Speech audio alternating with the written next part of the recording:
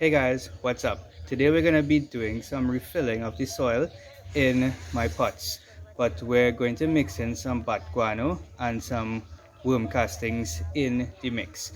Now these are really great things for growing cannabis, and they would really improve the quality of the microbiome in the soil, and they would also act as organic fertilizers. And here on this channel we like to use fertilizers and things that would help you increase your yield when you're growing your plants. So what we're going to do is very simple. It's not going to be a long video. We're going to mix up some topsoil with the guano and the worm castings, and we're just going to put a layer of soil on top of the plant, and we're going to mold the soil up onto the stem of the plant. So stay tuned for that.